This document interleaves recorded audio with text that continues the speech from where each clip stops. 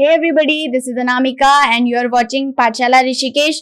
आज की वीडियो में हम डिस्कस करने वाले हैं चंद्रयान 3 मिशन के बारे में, जो कि अभी हाल ही में अनाउंस करा गया है कि इसको हम अगस्त 2022 में लॉन्च करेंगे। ठीक है, तो इसके बारे में आपको चीजें पता होनी चाहिए। साथ ही हम जानेंगे चंद्रयान 1 और 2 के बारे में भी, क्योंकि जो हमारा चंद्रयान 2 मिशन था वो सक्सेसफुली लॉन्च नहीं हो पाया था, मतलब वो अपने टारगेट पे नहीं पहुंच पाया था। ये उसी की एक पिक्चर है जब हमारे इसरो के चेयरमैन थे के शिवन और प्रधानमंत्री नरेंद्र मोदी जी, जब ये मिशन सक्सेसफुल नहीं हो पाया था, तो इसी की एक इमोशनल पिक्चर है, वो आप देख सकते हैं। तो अब हम उसी टाइम पे अनाउंस किया गया था जब चंद्रयान 2 मिशन सक्सेसफुली लॉन्च नहीं हो पाया था कि हम चंद्रयान मिशन 3 लाएंगे। तो इस मिशन को अभी अनाउंस कर दिया गया है, तो इंपॉर्टेंट रहेगा आपके लिए और हमारे लिए, मतलब भारत के लिए तो एक हिस्टोरिकल जीत ये रहेगी अगर ये सक्सेसफुल हो जाता है। तो इसके बारे में हम डिस्कस करेंगे। आगे बढ़ने से पहले हमेशा की तरह आपके लिए क्वेश्चन है जिसका आंसर आपको कमेंट बॉक्स में देना है। क्वेश्चन क्या है, पढ़ लेते हैं कि the workhorse of the ISRO किसको बोला जाता है। ये statement as it is exam में आपकी पूछी जा चुकी है, तो इसके लिए आपका ऑप्शन होंगे GSLV, PSLV, आर्यभट्ट और मॉम। सही आंसर आपको हमेशा की तरह वीडियो के एंड में मिलेगा और उसके साथ आपको इसके जितने भी फैक्ट्स हैं वो भी मैं आपको बताऊंगी। तो अभी हम आ जाते हैं अपने मिशन, जो कि है हमारा चंद्रयान मिशन 3। इंपॉर्टेंट है आपके लिए। तो इसको कौन लॉन्च करेगा, सबसे बड़ा क्वेश्चन ये आता है। तो कौन करेगा, हमारा इसरो, जिसकी फुल फॉर्म होती है the Indian Space Research Organisation. इसकी फॉर्मेशन होती है 1969 में। तो अभी हाल ही में हमारे यूनियन मिनिस्टर हैं डिपार्टमेंट ऑफ स्पेस के, जिनका नाम है डॉक्टर जितेंद्र सिंह। तो इन्होंने अनाउंस करा है कि जो हम मिशन लॉन्च करने वाले हैं चंद्रयान 3, तो उसके लिए जो भी हार्डवेयर हैं, जो स्पेशल टेस्ट हैं, किसी भी मिशन को करने से पहले उसके लिए कुछ स्पेशल टेस्ट होते हैं, तो वो किए जाते हैं, वो सारे कंप्लीट हो चुके हैं। तो इन्होंने अनाउंस कर दिया है कि हम अगस्त 2022 तक इसको लॉन्च कर देंगे। होना इसको 2021 में था लॉन्च, लेकिन कोविड-19 की वजह से ये लॉन्च नहीं हो पाया, डिले इसकी डेट में हो गया था। लेकिन अब फाइनली अनाउंस हो चुका है, तो होपफुली ये लॉन्च हो जाए 2022 तक। बात करें कि इसकी जरूरत क्यों पड़ी, क्योंकि हमने 2019 में अपना चंद्रयान मिशन 2 भेजा था, लेकिन उसका जो लैंडर और रोवर था वो फेल हो गया था, वो अपने टारगेट पे नहीं पहुंच पाया था। तो इसलिए हमने अनाउंस करा कि हम चंद्रयान मिशन 3 लाएंगे और अब हम इसको भेजेंगे। तो कहा है इन्होंने कि वो सारी गलतियां हम नहीं करेंगे दोबारा जो हमने चंद्रयान मिशन 2 में करी थी। तो होपफुली ये सक्सेसफुल हो जाए, यही हमारी प्रार्थना रहेगी। ठीक है, तो अब हमारे लिए इंपॉर्टेंट क्या है, जो इसके के पॉइंट्स हैं, यानी कि जो चंद्रयान 3 जाएगा उसके जो भी के पॉइंट्स हैं वो आपको डायरेक्टली एग्जाम में पूछे जाते हैं, तो उनके बारे में हम डिस्कस करेंगे। सबसे पहले आता है कि इसको लॉन्च कहाँ से किया जाएगा। तो इसको लॉन्च किया जाएगा सतीश धवन स्पेस सेंटर से।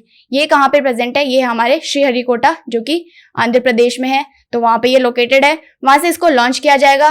किसके द्वारा इसको लॉन्च किया जाएगा, यानी कि रॉकेट कौन सा होगा, तो इसका नाम है GSLV M3। GSLV की आपको फुल फॉर्म पूछता है तो वो भी आपको पता होनी चाहिए। इसकी फुल फॉर्म होती है जियो सिंक्रोनस सैटेलाइट लॉन्च व्हीकल। ठीक है, तो ये लॉन्च व्हीकल होता है, इसके द्वारा कोई भी जो हम मिशन भेजते हैं तो उसके जो मतलब जो सैटेलाइट होती है उसको हम लॉन्च करते हैं, तो ये रॉकेट होता है और इसकी आपको फुल फॉर्म पता होनी चाहिए। तो इसकी फुल फॉर्म मैंने आपको बता दी है। फिर बात कर लेंगे कि कहाँ पे ये लॉन्च किया जाएगा। तो ये ऑब्वियसली हमारे मून का मिशन है, तो मून पे जाएगा। ल्यूनर इक्वेटर के 70.9 डिग्री जो साउथ पोल है वहां पे इसको लॉन्च किया जाएगा, जो कि जो हमारे चंद्रयान 2 मिशन था उसके लिए भी यही साइट चुनी गई थी, लेकिन वहां पे नहीं पहुंच पाया था। तो हम चंद्रयान 3 मिशन का जो हमारा ऑर्बिट मिशन है उसको भी हम यहीं पे लॉन्च करने वाले हैं, तो ये भी आपको ध्यान रखना है। और साउथ पोल पे लॉन्च करने वाला कोई भी मिशन जो हमारा होगा तो वो इंडिया पहला देश होगा कि जो साउथ पोल पे अपना मिशन लॉन्च करेगा। ठीक है, इस बार का जो मिशन जा रहा है हमारा, उसमें क्या क्या होगा, तो इसमें सिर्फ एक लैंडर और एक रोवर होगा, क्योंकि जो हमने ऑर्बिटर भेजा था हमारे चंद्रयान 2 मिशन पे वो अभी भी उसके ऑर्बिट में घूम रहा है, मतलब सक्सेसफुली वो अपना काम कर रहा है, अभी भी उसके साथ हमारा कम्युनिकेशन है। तो इस बार जो हमारा मिशन होगा उसमें हम ऑर्बिटर नहीं भेजेंगे। ठीक है, उसी ऑर्बिटर को हम यूज करेंगे, उसी के साथ हम कम्युनिकेशन करेंगे। तो इस बार सिर्फ लैंडर और रोवर जाने वाला है। ठीक है, अगर ये सक्सेसफुल हो जाता है तो सबसे बड़ा क्वेश्चन आता है कि हमारे लिए जीत क्या होगी। तो हम चौथी कंट्री बनेंगे, यानी कि इंडिया 4th कंट्री बनेगा जो कि अपना मिशन मून पे सक्सेसफुली लॉन्च करेगा। इससे पहले 3 कौन कौन सी कंट्रीज हैं, तो ये है आपका USA, रशिया और चाइना, और इसके बाद हमारा भारत चौथा देश बन जाएगा अगर ये सक्सेसफुली लॉन्च हो जाता है। ठीक है, तो ये हमारे की पॉइंट्स हो गए चंद्रयान 3 के लिए। अब चंद्रयान 1 के बारे में बात कर लेते हैं, क्योंकि अगर आपका चंद्रयान 3 न्यूज में है तो आपको 1 और 2 भी पता होना चाहिए। तो इसको हमने कब लॉन्च करा था, सबसे बड़ा क्वेश्चन है। तो इसको करा था हमने 22 अक्टूबर 2008 को। ये आपको डेट के साथ याद रखना है, डेट के साथ इंपॉर्टेंट होगा, ये छोटी सी डेट है, याद रखना इजी होगा। अगर व्हीकल की बात करें कि कौन से व्हीकल से हमने इसको यूज करा था, मतलब लॉन्च करा था, तो ये हो जाएगा हमारा PSLV C11, ठीक है। और उस टाइम यानी कि 2008 में इसरो के चेयरमैन कौन थे जब हमने अपना चंद्रयान मिशन भेजा था, तो थे जी माधवन नायर, इनका नाम है, ये भी इंपॉर्टेंट है, आपको इनका नाम ध्यान रखना है, ठीक है। अब आ जाता है चंद्रयान 2। पहले हमने चंद्रयान 1 भेजा, फिर हमने 2 भेजा, और अब हम 3 के लिए अनाउंसमेंट कर चुके हैं। तो ये दूसरा मिशन था जो कि हमने भेजा था 2019 में। डेट है इसकी 22 जुलाई 2019। और कहाँ से हमने भेजा था, अगेन अपने स्पेस सेंटर जो कि है सतीश धवन स्पेस सेंटर, जो कि आंध्र प्रदेश में है, ये मैंने आपको बता दिया है। इससे इंपॉर्टेंट आपके लिए चीजें क्या हैं, इसके लैंडर और रोवर का नाम, ठीक है। एग्जाम में ऑलरेडी पूछा जा चुका है, इंपॉर्टेंट है, इसलिए आपको इनके नाम पता होने चाहिए। तो इसका लैंडर था विक्रम, और आपका रोवर हो जाएगा प्रज्ञान, ठीक है।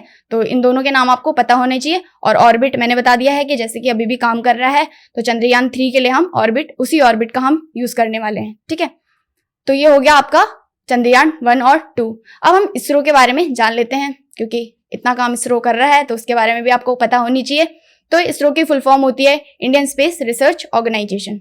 ये आता है कौन से डिपार्टमेंट के अंदर, तो ये आता है आपका डिपार्टमेंट ऑफ स्पेस के अंदर, जिसको कौन हैंडल करते हैं, हमारे प्राइम मिनिस्टर ऑफ इंडिया इसको हैंडल करते हैं, मतलब उनके द्वारा ये देखा जाता है। लेकिन जो इसके डायरेक्टर ऑफ स्पेस के एग्जीक्यूटिव होते हैं वो हमारे इसरो के चेयरमैन होते हैं। अभी अगर हम प्रेजेंट में बात करें तो हमारे इसरो के चेयरमैन कौन है, एस सोमनाथ इनका नाम है। बहुत इंपॉर्टेंट ये नाम है, क्योंकि अब इससे पहले KC1 हुआ करते थे, वो अभी हाल ही में चेंज हो चुके हैं। तो एस सोमनाथ हमारे नए इसरो के चेयरमैन है, तो इनका नाम भी आपको पता होना चाहिए। फॉर्मेशन मैंने आपको बता दी है कि 15 अगस्त 1969 को इसकी फॉर्मेशन हुई थी।